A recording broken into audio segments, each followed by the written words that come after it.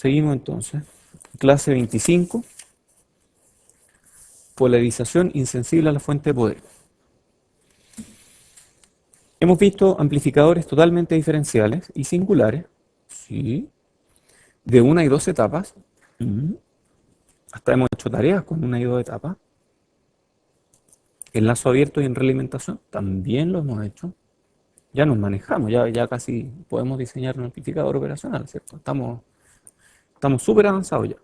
Y hemos aprendido acerca de los circuitos de realimentación de modo común. También vimos implementaciones prácticas. Hoy veremos un aspecto práctico que convenientemente hemos obviado hasta este momento. Que ya me lo han preguntado varios de ustedes. ¿Cómo generar las corrientes de polarización de referencia en nuestro circuito? Veremos varias implementaciones de corriente de referencia, con particular atención en independencia de la alimentación. Cómo hacer una fuente que tenga una corriente que sea más o menos independiente de la alimentación. Esta es la primera que vamos a ver, que es la polarización común y corriente. Polarización por fuente, por espejo de corriente, ¿cierto? Mediante una resistencia. Y esto pueden ponerlo en un chip. Cuando diseñen un chip, pueden poner esto en un chip. Y si quieren tener la opción de cambiar algo, pueden dejar esto en un pad externo. Cosa que uno pueda poner la resistencia externamente. O incluso uno puede poner resistencia en paralelo aquí, externamente, que haya una resistencia interna ya fija. Si uno quiere, le pone una en paralelo, y si le pone una en paralelo, ¿qué es lo que pasa? La resistencia baja, por lo tanto la corriente aumenta. O uno perfectamente podría tirar una resistencia a tierra también, cosa que parte de la corriente aquí se vaya por acá y pase menos corriente. O sea, es súper práctico. Uno puede dejar un pad externo y tirar resistencia para arriba si necesita aumentar la corriente para mejorar el desempeño, tirar resistencia para abajo si uno necesita bajar la corriente y hacer que la potencia del circuito sea menor, ¿cierto? Entonces uno puede hacer esto eventualmente. Ya. Asumiendo que no hay efecto de CLM o que no hay que digamos que estas curvas son más o menos planas aquí, podemos calcular I out, suponiendo que este sea un espejo corriente 1 a 1, entonces I out va a ser igual a I in, que va a ser igual a VDD menos este voltaje VGS, pero mejor pongamos VT más VOV partido por R. Ya, perfecto. ¿Cuánto es VDD en nuestra tecnología? ¿Cuánto es típicamente este número? 0,9, 0,8, 0,7, 0,7 más algo, ¿cierto? Entonces, estamos hablando de que esto es prácticamente VDD partido por R en la práctica. O sea, la corriente es prácticamente proporcional a VDD, lamentablemente. Ejemplo, si VDD varía en X%, la corriente de polarización va a cambiar aproximadamente en el mismo valor. ¿De acuerdo? Y eso es malo porque cambio en VDD hace que cambie esta corriente. Y uno podría pensar, ya, no sé, por ejemplo, puedo colgarme de aquí y dejar esto aquí, dejarlo externo, dejar un pin externo acá. Y dar esta referencia mediante, no sé, por ejemplo, un Zener, ¿cierto? Entonces ponen una resistencia acá, ponen un diodo Zener. Y esto de aquí es lo que le meten al chip para generar el espejo corriente o podrían pensar en algo así, pero tratemos de eliminar esto, de eliminar la necesidad de una referencia buena desde fuera y tratemos de que esto pueda ser implementado de alguna forma dentro del chip. Entonces la primera opción es la polarización referida a VT. VT, ¿qué es VT? Voltaje umbral, o sea, queremos una polarización que sea más o menos proporcional al voltaje umbral. Que igual cambia, pero ya vamos con esto. Entonces, este es el circuito. Y bueno, lo primero que hay que ver en este circuito es que aquí hay un lazo de realimentación. Y cuando hay lazos de realimentación, tenemos que cuidarnos de la estabilidad. Siempre, siempre, siempre hay que tener eso en cuenta. Bueno, ¿qué más? Esto de alguna forma, a ver, I out, ¿cierto? Provoca un voltaje aquí. Este voltaje aquí provoca, a ver, ¿qué sería esto? Sí, ¿qué sería este par? Common source. O sea, este voltaje produce un voltaje a la salida aquí. Y este voltaje a la salida, a su vez, establece el voltaje en la entrada. Entonces, de alguna forma, esto es un poco menos sensible a VDD, si se fijan. Porque aquí no apareció VDD en esta discusión. Tenemos la corriente, idealmente una corriente de salida, que provoca un voltaje en la salida de este transistor, y este voltaje en la salida no depende de VDD directamente, o no de primer orden. Y este voltaje a su vez, hay un VGS aquí, que produce este voltaje a la salida. Entonces, o sea, este es common source, este es common. Depende cómo lo miren. Si lo miran como que aquí está la entrada y está la salida, y este es el común, entonces esto sería common drain, ¿cierto? Entonces estos dos están haciendo algo. Ya, ¿y cómo sería el cálculo de la corriente? A ver, la corriente salida va a ser la misma que circula acá y out. Por lo tanto, podemos calcularla como gracias, VGS1 partido por R2. Perfecto. Y esto es más o menos, ¿cierto? VT más VOB. Si es que pudiéramos definir que estos fueran valores constantes y bien establecidos, partido por R2. Y eso es VT menos, hay una ecuación para VOB que la vimos hace tiempo, 2 I in, en este caso, que es la corriente que circula por ese transistor, partido por mu COX, W partido por L, y todo esto partido por R2.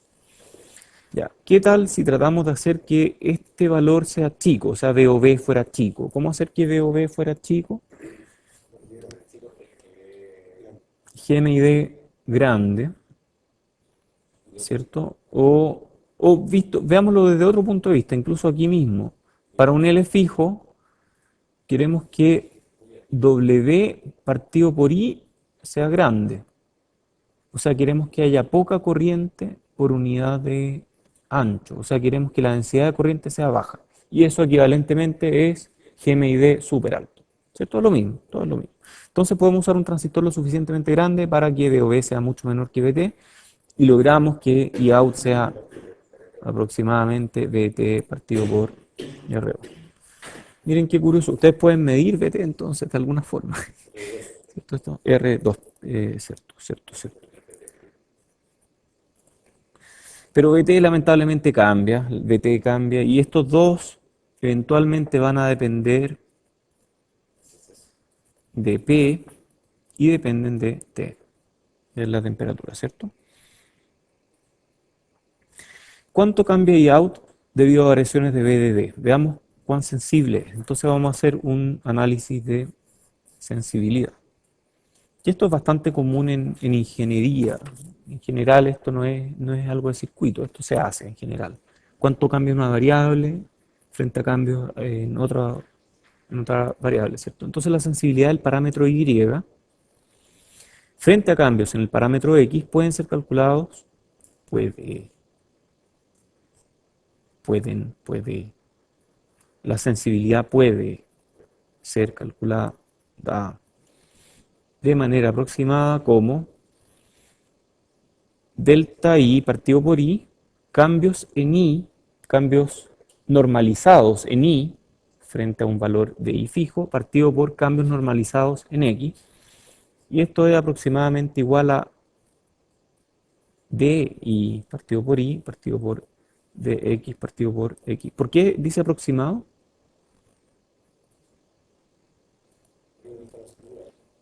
Asume linealidad al final, ¿cierto? Asume que esto se va a seguir comportando igual. Y esto es, por supuesto, X partido por Y por DI a DX. Y esto lo vamos a definir como S de X a Y. O sea, la sensibilidad del parámetro Y frente a cambios en el parámetro X.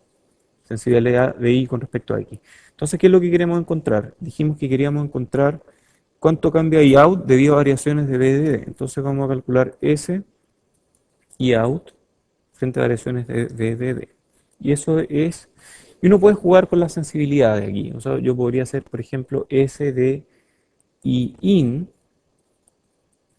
sobre B de D, porque me es más fácil calcular cuánto cambia I in frente a cambio en B de D, y luego multiplicar por S de I out a I in, ¿cierto? Ya, perfecto. ¿Cuánto dijimos que era esta?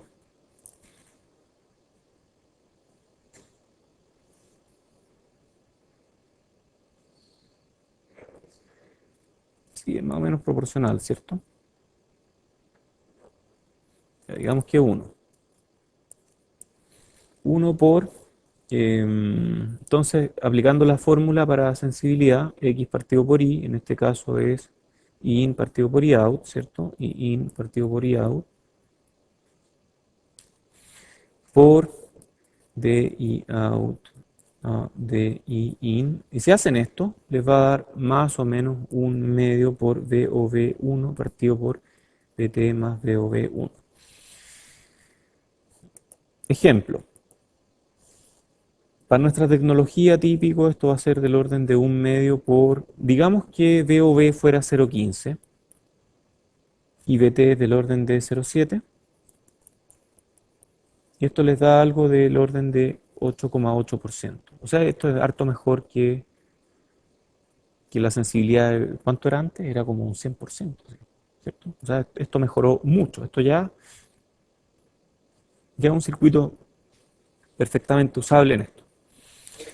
¿Sí? No aceptar la idea de poner algo como lo que permitido o pensar quizás en que si que el circuito funciona con 5 volts, lo alimenta con 5,5, se está abriendo cuanto varía y de alguna manera la que como Ah, eso. porque la corriente va a ser mayor. Si le pones 5,5, la corriente va a ser mayor. Bueno, sí, pero yo diseño el circuito para que funcione con 5, pero todas las alimentaciones del circuito pasan primero por el Por un regulador de por el voltaje. regulador de voltaje. Entonces, Ya. para que el otro varíe, porque va a estar en 5,5, entonces no va a pasar que te quede bajo. Bueno, si tú sabes que tu circuito va a estar con un regulador de voltaje, probablemente no hay problema. Ahí ni siquiera con un documento. Pero piensa que estos son circuitos que pueden servir para propósitos generales. Entonces, uno al diseñarlos tiene que preocuparse de este tipo de cosas.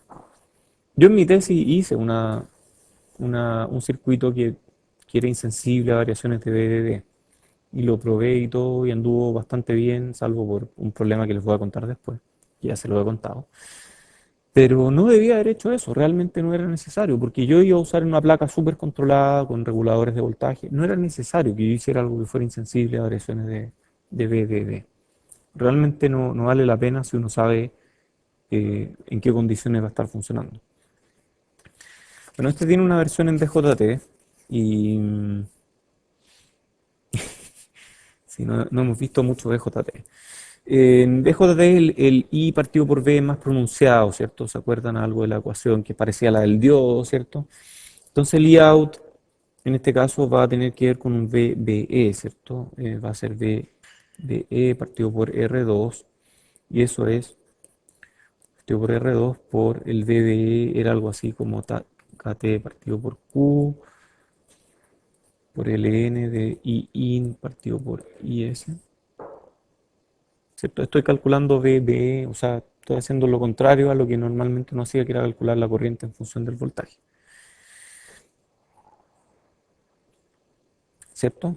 Entonces, eso implica que el S de V I out es menor que en el caso porque este número es menor, ¿cierto? Esto de aquí va a ser KT partido por Q partido por VBE, y eso es del orden de ¿cuánto? 26 milivolts partido por 0,7 volts, y eso es del orden de 3,7%, independiente del punto de operación,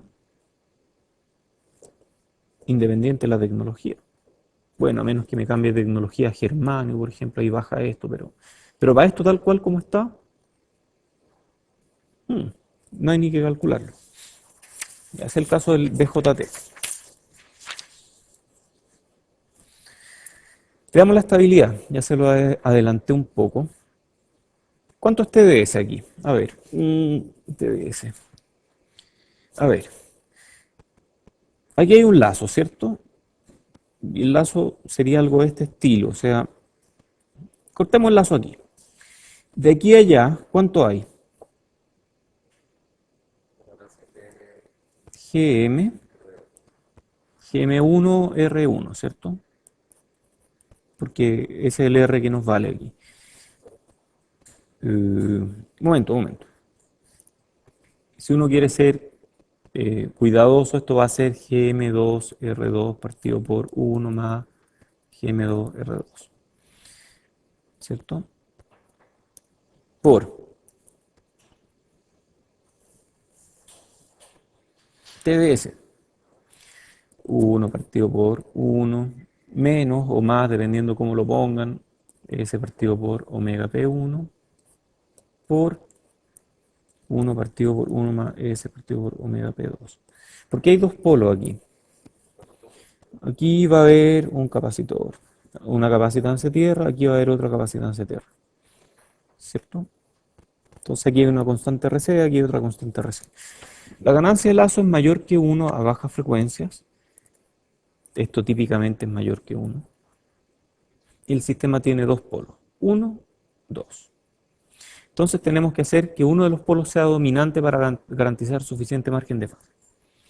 Por ejemplo, a ver, típico, no necesariamente, pero típico, que la resistencia de salida aquí va a ser más grande que la resistencia de salida aquí.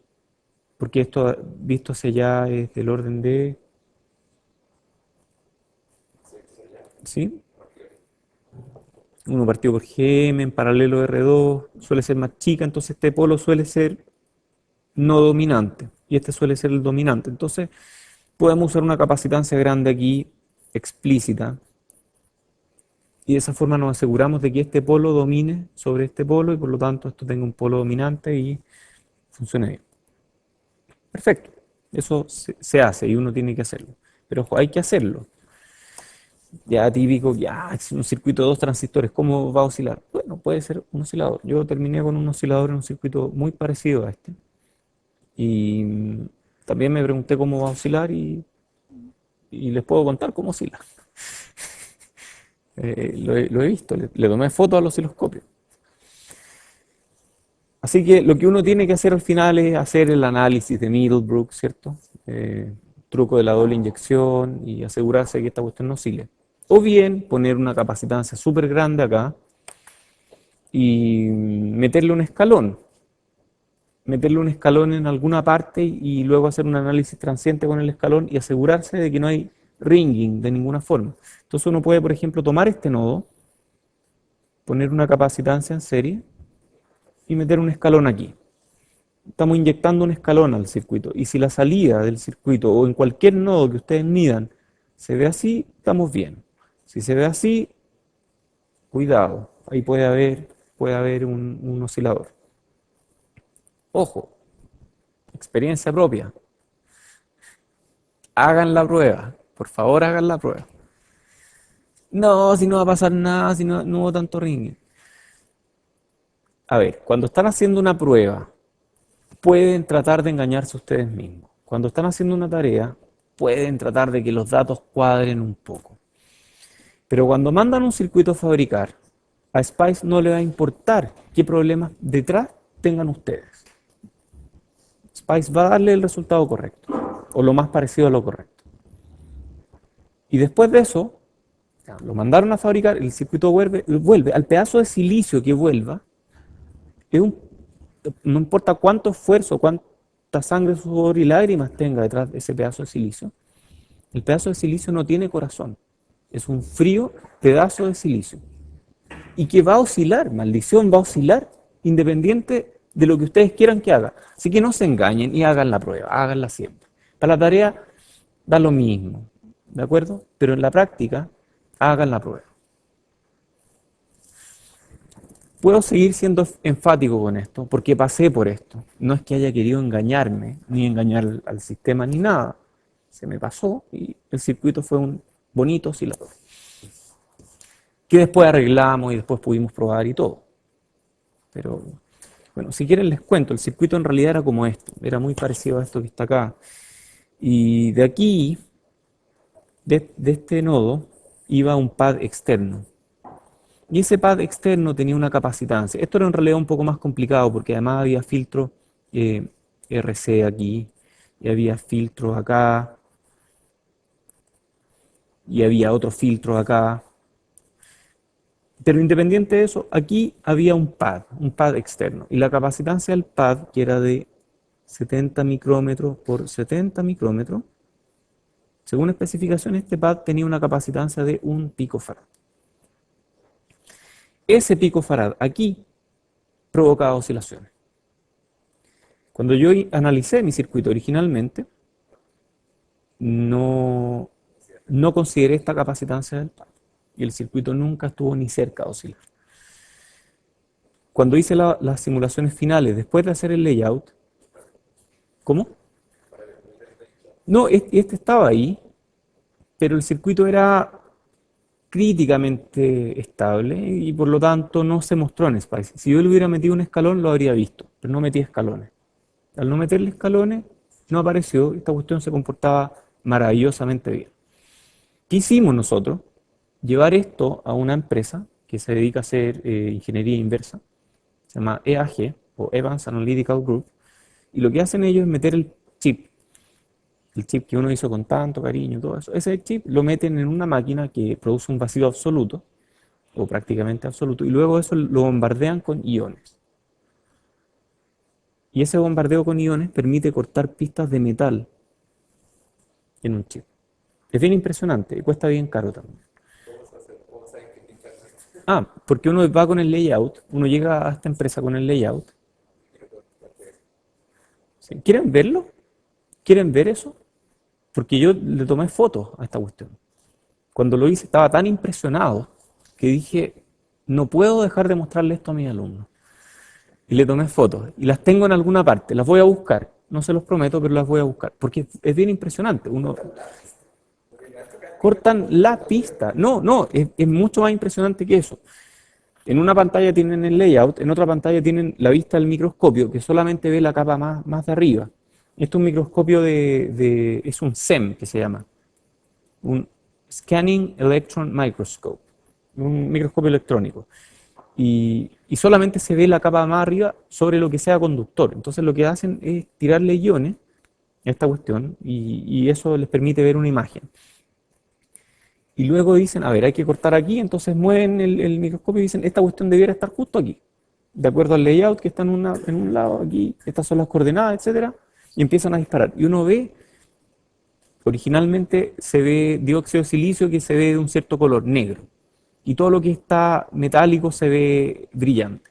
El dióxido de silicio no se ve. Entonces empiezan a hacer un hoyo, y uno ve cómo empiezan a aparecer como unas paredes en el hoyo. Es impresionante, de verdad es muy impresionante. Y después de un rato, después de 10 minutos, empiezan a bajarle la intensidad del haz y uno ve iluminada al medio la pista que hay que cortar. Y siguen. Después de un rato, desaparece, esto empieza a desaparecer.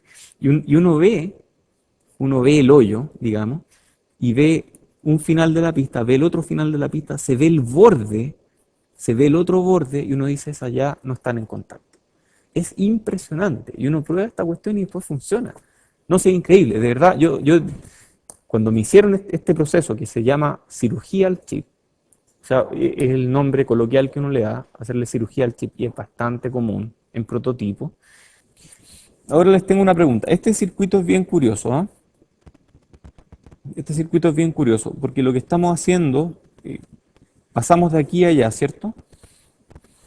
Esto es lo que se llama autopolarización. Entonces, aquí normalmente necesitábamos una fuente de corriente. Para eso lo que hacíamos era tomar un VDD, tomar este voltaje y poner un R, y ese R producía una cierta corriente.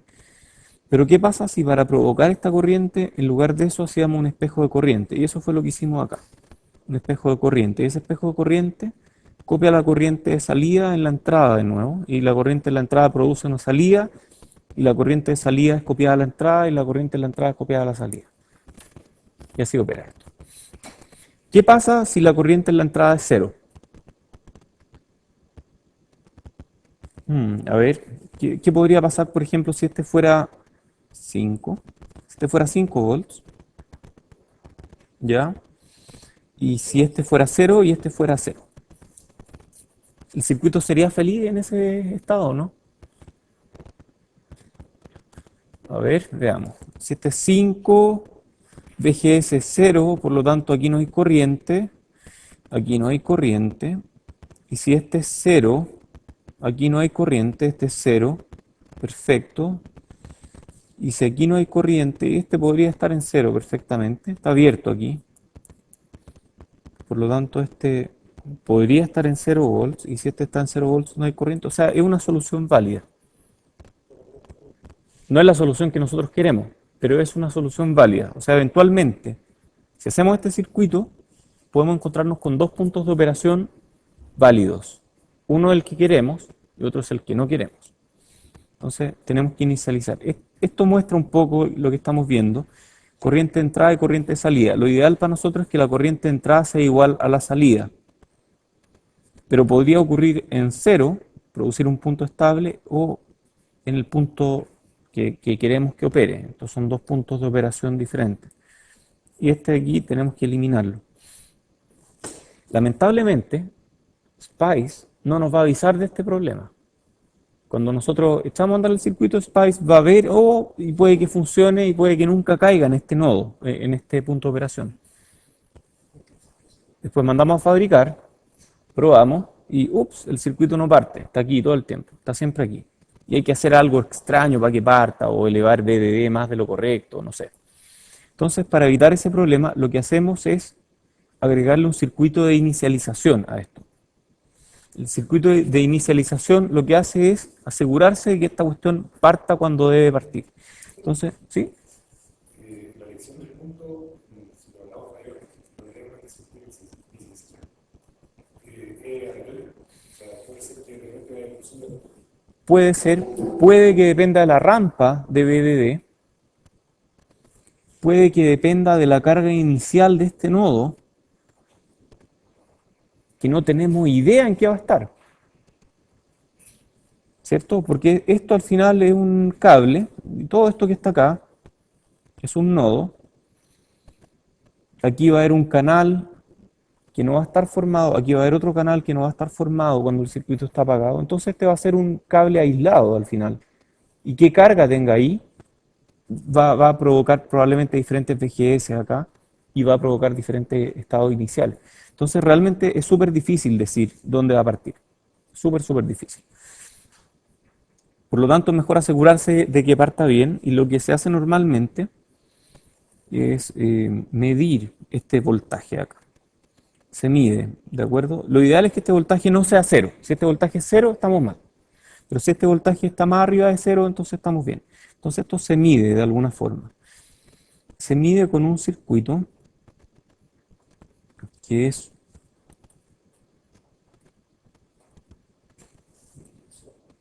un inversor lógico. Pero no un inversor cualquiera. Este inversor tiene el umbral corrido. Se cambian los tamaños de los transistores de manera que el umbral de este inversor esté corrido, ¿cierto? Que tenga un umbral bajo. Entonces esto es un inversor con umbral bajo. Entonces cuando este voltaje es muy bajo, es más bajo que el umbral, la salida de este inversor va a ser alta, ¿cierto?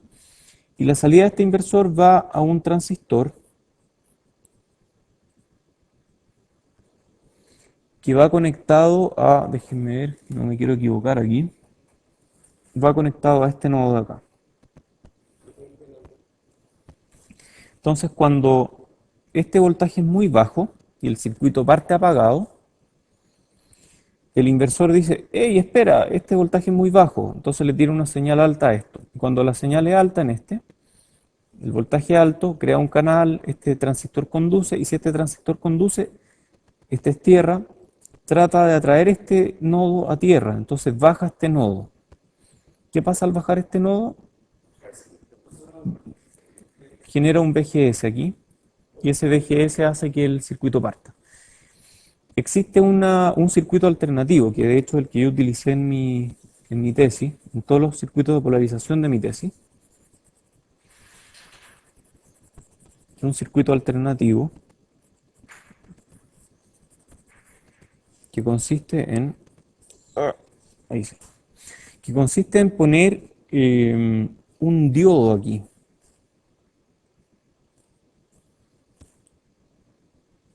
Entonces, cuando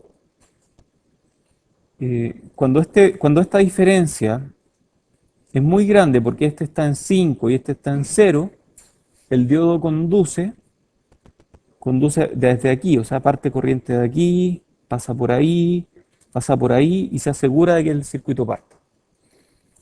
¿Cómo implementé el diodo? Con un transistor, ¿cierto? Con un transistor conectado como diodo, tal cual. Y con eso parte. Con eso el circuito parte y funciona súper bien. Ustedes son los diseñadores. Yo usé el diodo porque me pareció más sencillo, era efectivo, era insensible a cambios en los tamaños de los transistores, pero puede que en algún caso ustedes prefieran el otro, no sé, es posible. Hay alternativas, como pueden ver. Entonces, lamentablemente el circuito de autopolarización tiene dos puntos de operación válidos, ya los vimos, un punto no deseado, y el circuito de inicialización, ya sea por el diodo o por el inversor más transistor, hacen que este circuito parta. ¿De acuerdo? Ya, referencia de VBE. VBE. ¿Qué es VBE? Base emisor, pero eso es de otra tecnología, eso no es de MOSFET. Vamos a ver cómo lo hacemos. Se hace al final son transistores conectados como diodos típicamente. Entonces vamos a ver de qué se trata. Queremos crear una referencia de VBE, ¿de acuerdo? Y para eso necesitamos un transistor, un BJT. Aquí está el BJT. Pero ¿cómo? Si esta tecnología es de puros MOS. Bueno, uno puede hacer un BJT parásito y no trabajando en su umbral, un BJT que siempre opere como BJT. ¿Se acuerdan cómo era el BJT? Que tenía un colector, después una base y un emisor más chico. ¿Se acuerdan de eso, no? Emisor, base, colector. Entonces este era tipo, digamos que este es un PNP. Entonces esto era tipo P, esto es tipo N, esto es tipo P. Bueno, uno puede hacer un BJT rasca con beta igual 5 o algo así, o beta igual 10, súper malo, en el mejor de los casos, pero que es capaz de provocar esta curva típica de los BJT. ¿Cómo se hace? Este es el sustrato P, ¿cierto? P substrate o sustrato P. Y sobre este sustrato uno crea un pozo N, que es necesario para todos los transistores PMOS, ¿cierto? Todos los PMOS están sobre un pozo N. Y sobre este pozo N uno puede crear una región P+, que es una difusión P+, y uno puede crear difusiones N también. Entonces, esta difusión P+, es el emisor, igual a esta parte de aquí. Luego viene la base, que sería el pozo N, y luego viene el colector, que es el sustrato P. El problema de esto es que no está optimizado, porque la base no es súper delgada aquí. Uno no puede jugar mucho con esos tamaños. Sin embargo, esto opera como un BJT. Lo malo es que este BJT es PNP. No hay otra opción, está solo PNP. Podríamos hacer un NPN si es que tuviéramos un pozo gemelo aquí. Claro, si hubiera Twinwell. Pero si no hay Twinwell, no tenemos NPN, entonces nos queda solo el PNP. ¿Qué más? En este PNP, tal como está, siempre, esto es emisor, esto es base, esto es colector, siempre el colector va a ser igual al sustrato, o sea, el colector siempre va a ir a tierra del circuito. No nos queda otra. Normalmente, en los PNP, cuando lo usamos en los amplificadores, el colector va a cualquier cosa, no necesariamente va a tierra, ¿cierto? Esto es BD o BCC, y esto no va a tierra, entonces este no nos sirve para amplificar, nos sirve para un common collector, por ejemplo, pero no nos sirve para un emisor común. Mala cosa. ¿Hay preguntas? Yo creo que se va a ver un NPN, si puedo hacer el pozo. Si que tienes TwinWell, sí, Por ejemplo, o sea, así como uno va a hacer un NMOS, un PMOS, el NMOS no tiene que ser el el pozo pozo, ¿por qué no en este caso? se podría, pero no todos los procesos tienen TwinWell. El proceso básico de CMOS no tiene TwinWell. El más barato, por el que uno paga en MOSIS o en cualquier foundry, no tiene TwinWell. Ya, pero eso no puede hacer un PMOS. Uno puede hacer un PMOS. Esto es lo que quiere decir que tenga que no le dejan hacer difusiones, cierto número de difusiones sobre. Anidadas, claro, ¿sí? ¿Ya? Claro, entonces no alcanza el número de difusiones anidadas de alguna forma para un PNP, pero no para un NPN, porque el NPN requeriría otra K. Y eso requiere otro set de máscara que es más caro.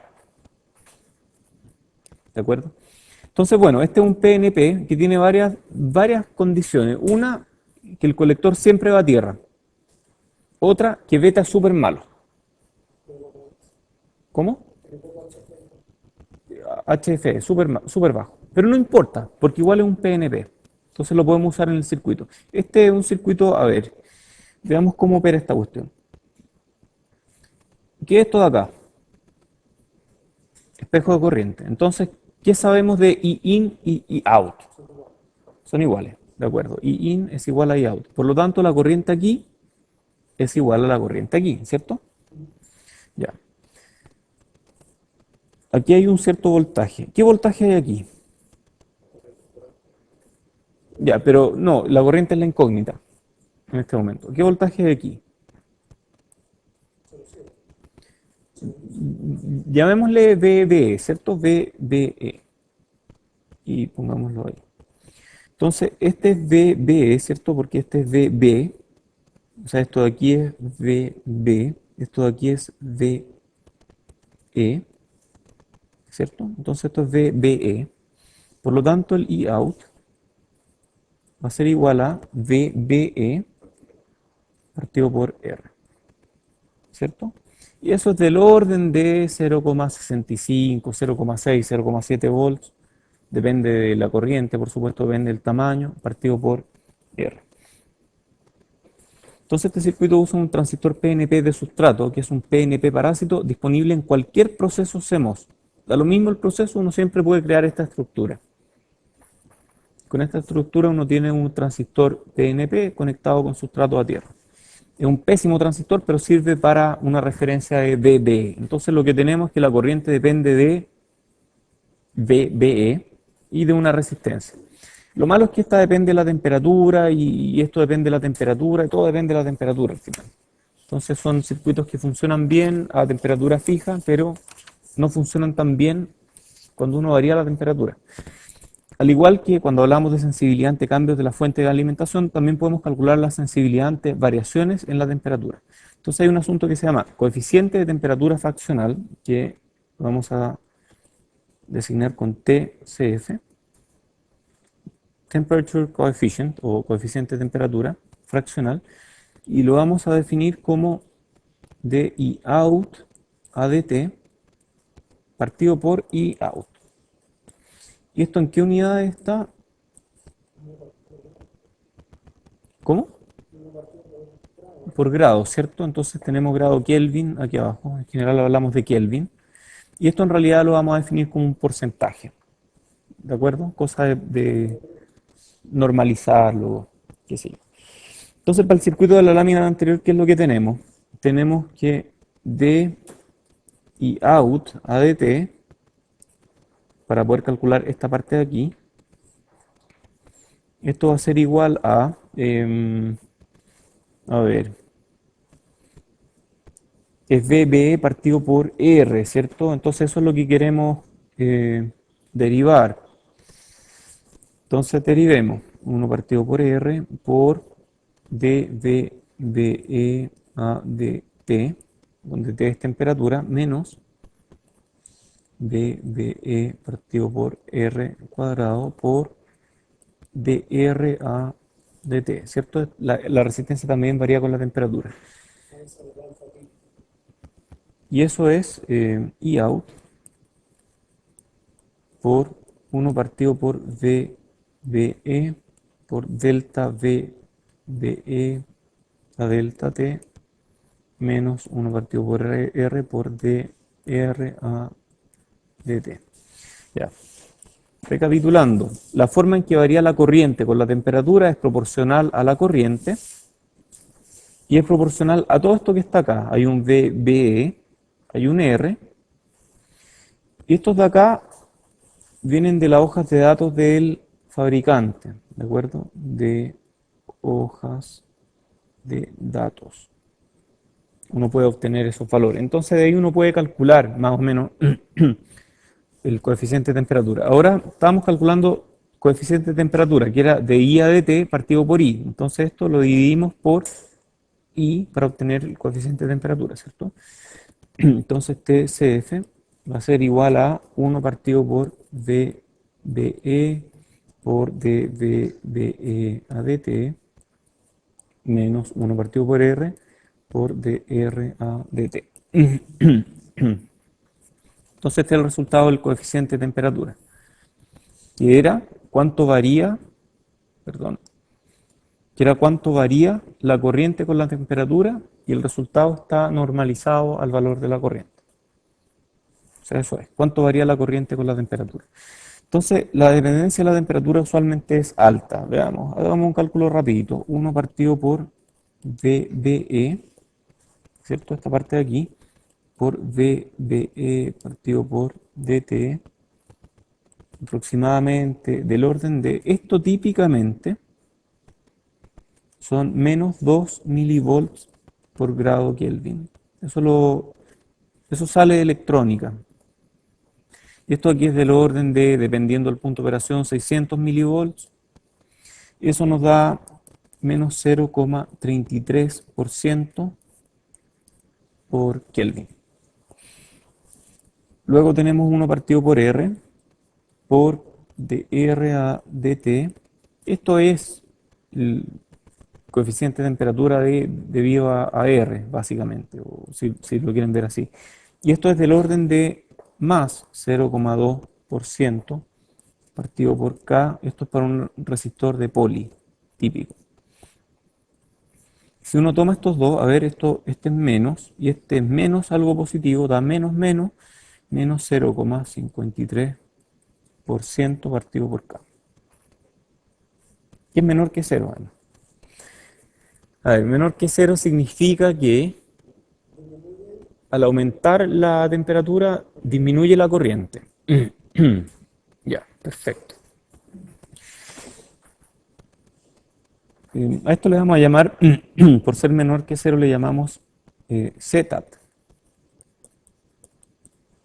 Esto es complementary to absolute temperature, o complementario a la temperatura absoluta. Después lo vamos a ver, lo vamos a definir un poco más formalmente.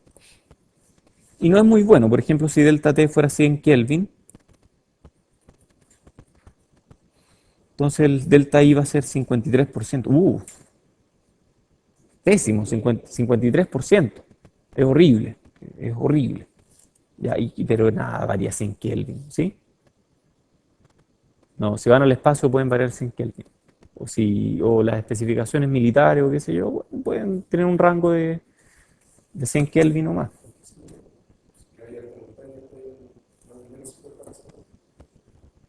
Exacto. Exacto. Así que tenemos que mejorar eso de alguna forma, ¿de acuerdo? En fin, vamos a ver otro, que es la referencia de delta VBE. A ver, veamos cómo es respecto de este. Aquí tenemos un espejo de corriente, aquí tenemos algo que está copiando, ¿cierto? Un VG, y tenemos que un transistor igual al el voltaje con una resistencia.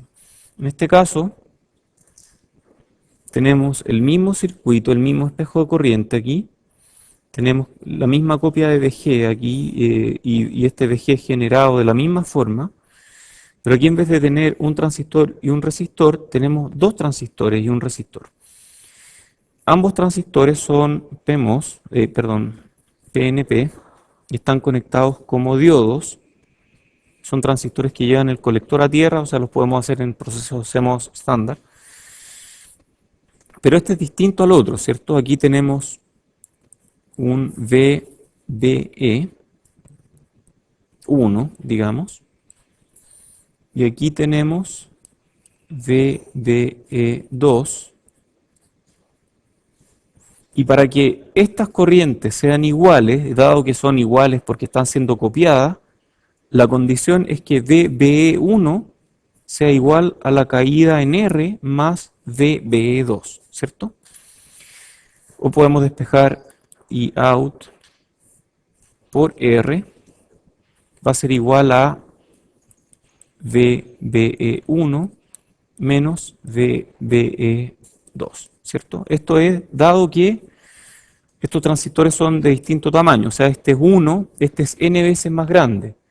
Un transistor que tiene n veces más área necesita un VBE para la misma corriente, necesita un VBE mayor o menor. Menor, si el transistor es más grande, necesita menos VBE para la misma corriente. Y lo que estamos obteniendo aquí es la diferencia de VBE que aparece en esta resistencia. Entonces, si hacemos el cálculo, este cálculo va a ser relevante en clases siguientes, así que no lo miren por encima, ¿no? Entonces, lo que hacemos es calcular la diferencia de VBE, y esto es KT partido por Q por logaritmo natural de I in partido por IS1. ¿Qué era IS1? Corriente de saturación del transistor 1, ¿cierto? Menos KT partido por Q por ln de, en este caso, I out partido por IS2, ¿cierto?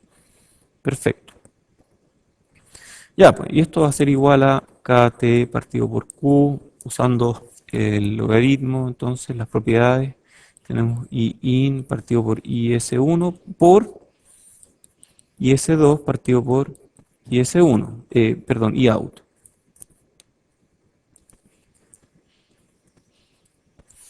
Ya, pregunta, IS, no, antes de IS. In y out son iguales, ¿cierto? Estamos copiándola. ¿Y ahora qué pasa con los IS? Si este transistor es n veces más grande que este otro, si Q2 es n veces más grande que Q1, ¿cuánto más grande va a ser IS2 que IS1? N veces más grande, tiene n veces el área, por lo tanto, para la misma densidad de corriente pasa n veces la corriente. Entonces, esto de aquí es n, que tiene que ver con la razón entre las áreas de los transistores. Entonces, esto da KT partido por Q por logaritmo natural de n. Interesante. Estamos midiendo KT partido por Q indirectamente, pero estamos midiéndolo. O sea, aquí generamos algo que es proporcional a KT partido por Q. Esto es proporcional, o sea, perdón, ahí está KT partido por Q. Esto es proporcional a KT partido por Q.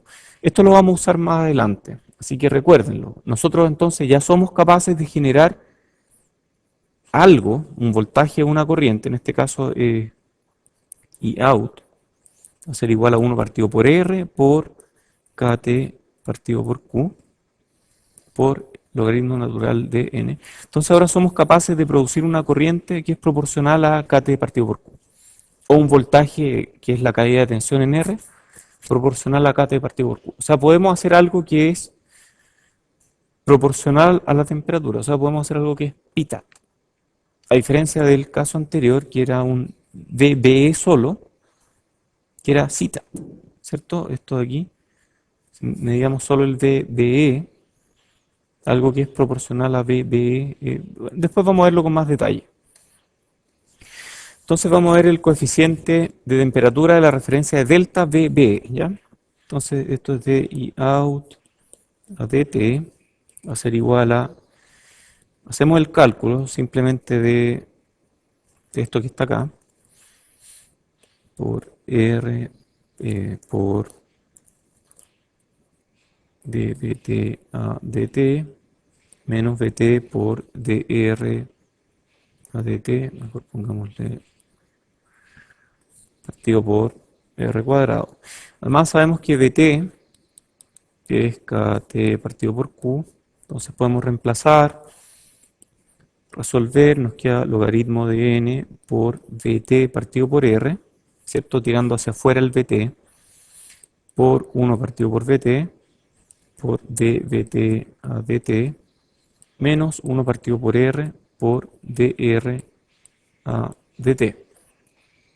Entonces el coeficiente de temperatura fraccional, en este caso sería 1 partido por VT por dVT a dt, menos 1 partido por R por dR a dt.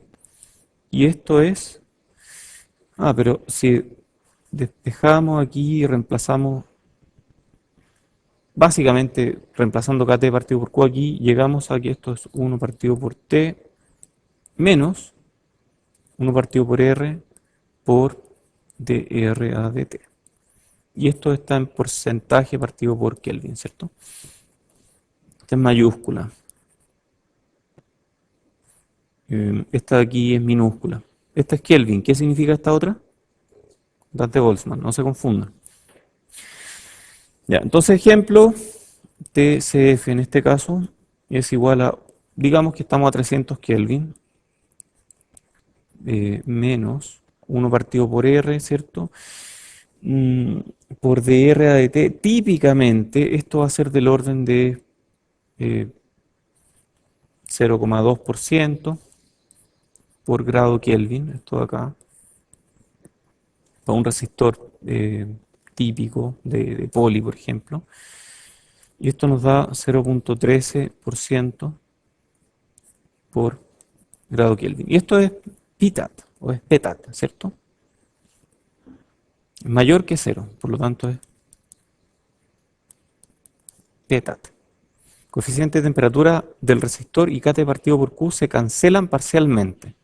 Y teníamos uno que crece, o sea, esta parte es pitat, esta parte es citat, porque es negativo, positivo, ¿cierto? Y es mayor que 0. Pregunta para ustedes, para los que están distraídos y los no tanto. Dijimos que pitat es proporcional a la temperatura absoluta. Esto es pitat.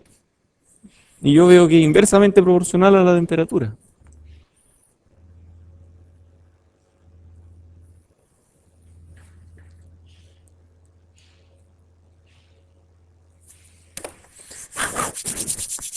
¿Ah?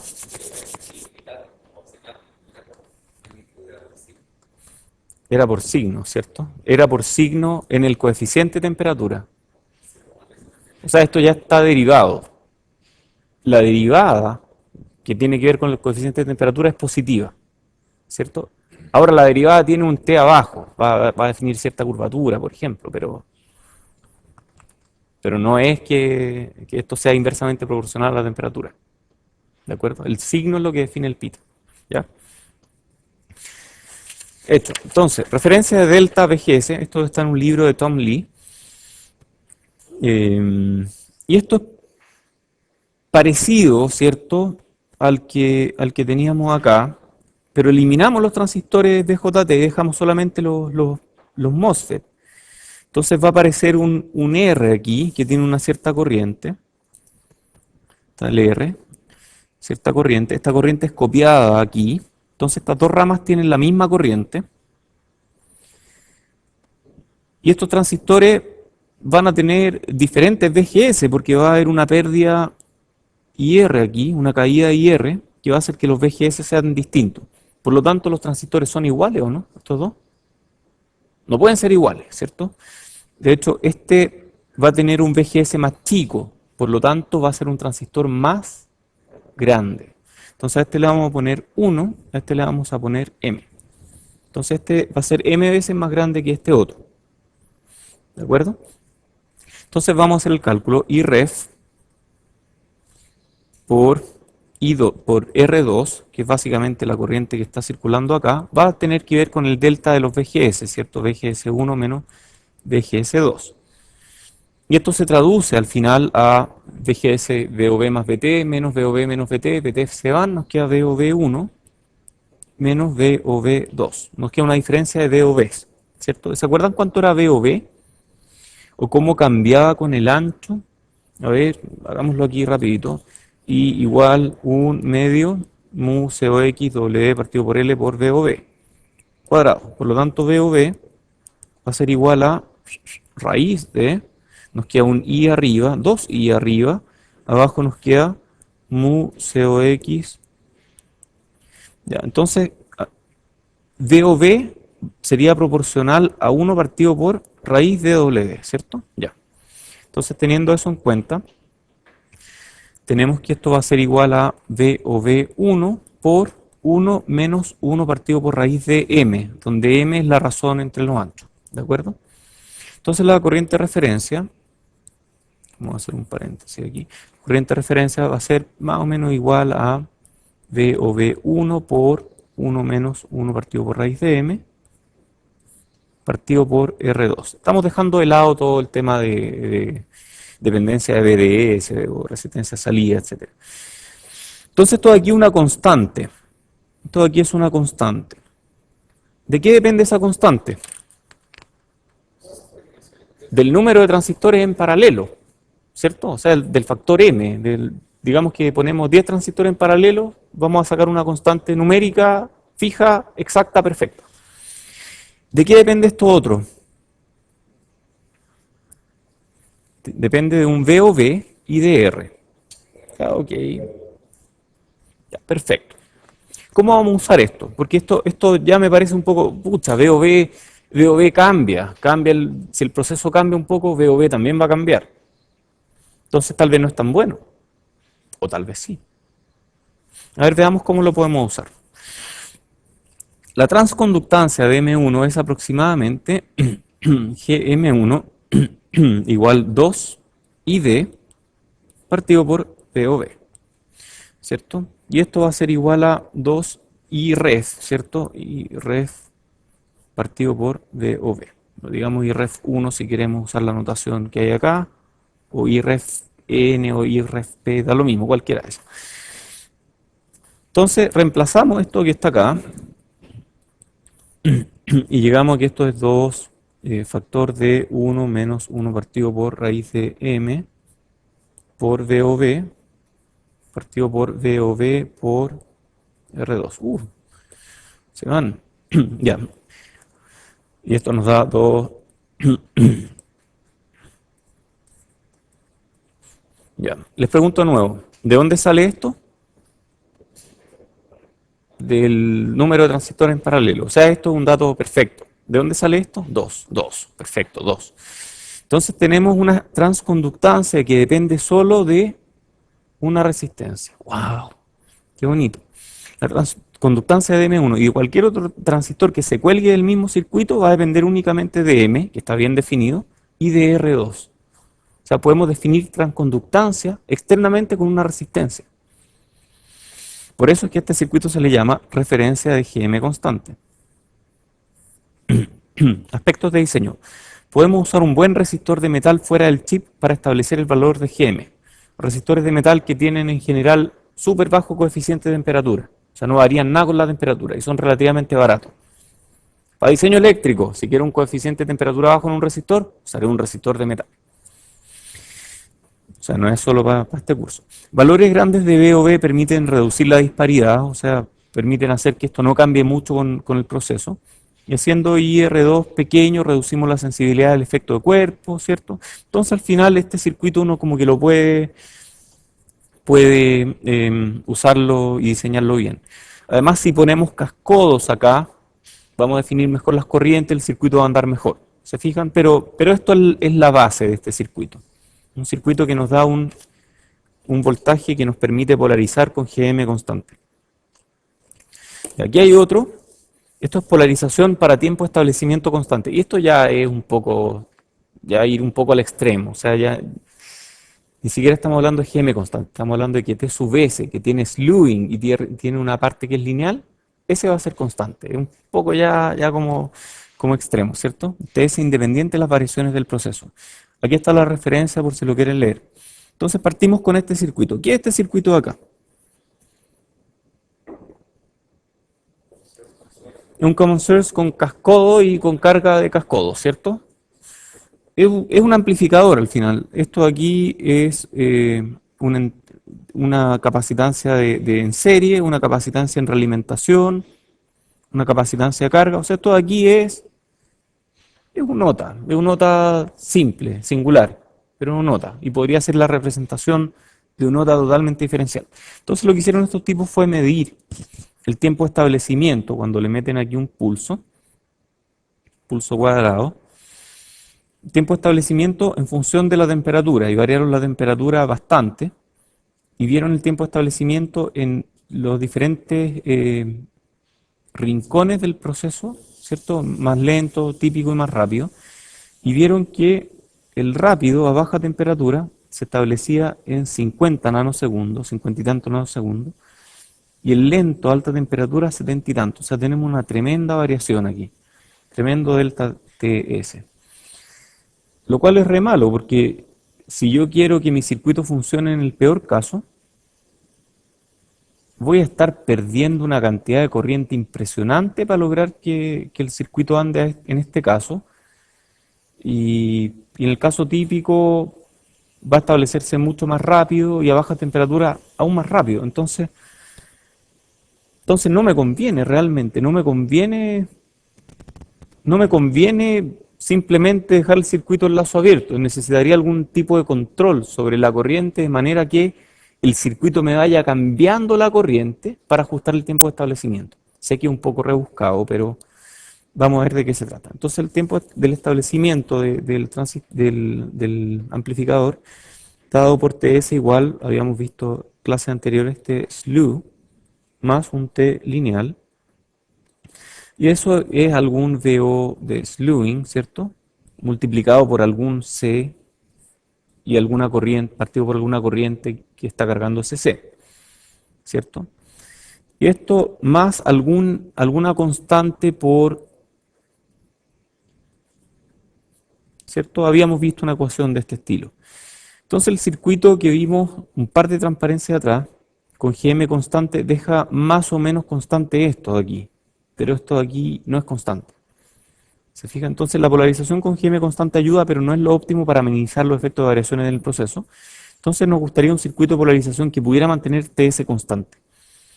¿Qué es lo que hacemos? Esto sale del paper. Esto es la solución.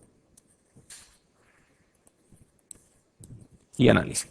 Entonces, es una solución súper sencilla. Este es el mismo circuito que teníamos antes. O es casi igual, de hecho. Hay dos diferencias. Una, que el R está entre las dos patas aquí. ¿Es diferencia o no? Pero una está a tierra. O sea, este R realmente va a tierra aquí. Ya, o sea, ya. Entonces aquí no hay diferencia. Aquí hay un R, aquí un delta V. ¿Cuál sería la única diferencia entonces? La fuente corriente. Le pusimos una fuente corriente extra en paralelo. Entonces, si ustedes hacen los cálculos, I igual IO más delta V partido por R, donde IO es esta que está acá. Tiempo de establecimiento va a ser VO slew por C partido por I, ¿cierto? Más N por C partido por beta GM. Y de aquí pueden calcular el I más o menos como C partido por TS por VO slew más NI partido por beta GM. Para hacer el tiempo de establecimiento constante pueden resolver esto para TS constante y encuentran que IO tiene que ser aproximadamente VO slew por C partido por I, perdón, partido por TS. Y R tiene que ser igual a 2 beta TS por 1 menos 1 partido por raíz de K. ¿Qué es K? Ah, la razón entre los transistores. 1 acá, ¿cierto? Esto es K. Todo esto partido por N por C. Si hacen esto, Estos tipos lo hicieron y obtuvieron unos resultados bien interesantes, ¿ah? El tiempo de establecimiento versus temperatura, que antes era súper variable, de 50 y tantos a 70 y tantos nanosegundos, ellos encontraron que va entre 64,3 y 66 algo. O sea, lograron reducir el tiempo, la variación del tiempo de establecimiento considerablemente y además lo ajusta para para los diferentes rincones del proceso, lo cual es espectacular. Y esto de acá muestra, este gráfico muestra la corriente resultante necesaria para lograr este tiempo de establecimiento más o menos constante. Se fijan que a medida que varía la temperatura y con diferencia en el proceso, la corriente varía un montón. Pero no tienen que hacer que la corriente sea la máxima inmediatamente. O sea, el circuito si anda a menor temperatura y resultó ser de un proceso rápido, entonces va a andar a menor corriente y va a ajustar la corriente automáticamente para el tiempo de establecimiento correcto. Esto ya es un poco rebuscado, insisto, pueden complicarlo tanto como quieran, realmente, pero se lo muestro como como un botón de lo que se puede hacer y de lo que se hace por ahí, ¿sí?